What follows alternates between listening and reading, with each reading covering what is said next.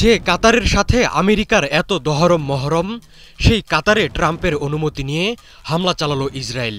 15টি যুদ্ধবিমান নিয়ে কাতারের প্রাণকেন্দ্রে ঢুকে হামলা চালিয়েছে ইসরায়েলি বাহিনী। হামাস নেতাদের লক্ষ্য করে চালানো হামলায় নিহত হয়েছেন 6 জন। তবে হামাসের শীর্ষ নেতারা এখনও অক্ষত আছেন। নিহতদের মধ্যে কাতারের অভ্যন্তরীণ নিরাপত্তা বাহিনীর একজন সদস্যও আছেন। আরব দেশগুলো যতই আমেরিকা ও ইসরায়েলের প্রতি অনুগত থাকুক না কেন, তারাও যে দখলদারদের হাতে নিরাপদ নয় তা এ হামলায় পরিষ্কার।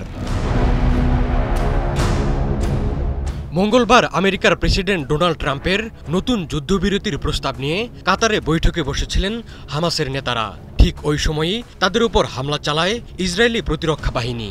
হামলার বিষয়ে ট্রাম্প প্রশাসনকে আগেই অবহিত করেছিল তেল আবিব। মঙ্গলবার হোয়াইট হাউসের শীর্ষ এক কর্মকর্তা ব্রিটিশ সংবাদ মাধ্যম বিবিসিকে এই তথ্য নিশ্চিত করেছেন। এ হামলার পর ইসরায়েলের সংসদ নেসেটের স্পিকার আমির ওহানা বলেছেন, এই হামলা পুরো মধ্যপ্রাচ্যের জন্য একটি বার্তা।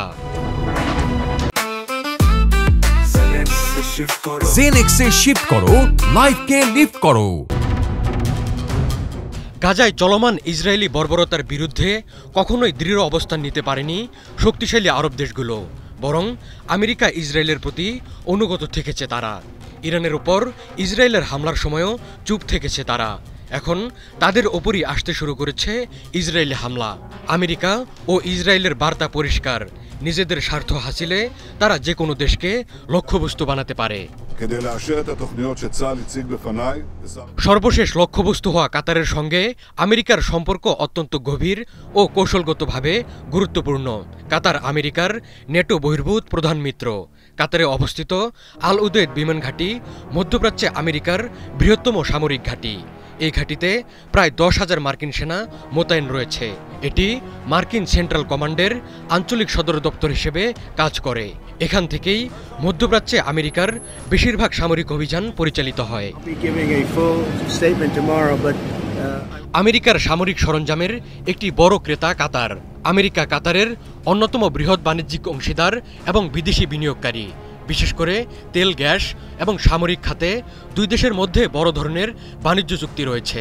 আমেরিকা বিভিন্ন আঞ্চলিক সংকটে কাতারের মধ্যস্থতাকারীর ভূমিকাকে গুরুত্ব দিয়ে থাকে।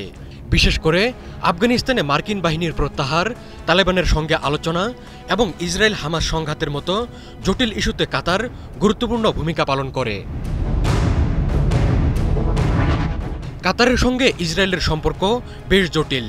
তাদের মধ্যে সরাসরি কোনো আনুষ্ঠানিক কূটনৈতিক সম্পর্ক না থাকলেও তাদের মধ্যে রয়েছে যোগাযোগ এবং সহযোগিতা। ইসরায়েল ও কাতারি গোয়েন্দা সংস্থাগুলোর মধ্যে বিভিন্ন স্তরে সহযোগিতা রয়েছে। কাতার দীর্ঘদিন ধরে ইসরায়েল ও হামাসের মধ্যে একটি প্রধান মধ্যস্থতাকারী হিসেবে কাজ করে আসছে। গাজায় যুদ্ধবিরতি চুক্তি, জিম্মি বিনিময় এবং মানবিক সহায়তা পৌঁছানোর মতো গুরুত্বপূর্ণ বিষয়ে আলোচনায় তারা মুখ্য ভূমিকা পালন করে। এই মধ্যস্থতার জন্য ইসরায়েলি কর্মকর্তারাও কাতারে যাতায়াত করেন।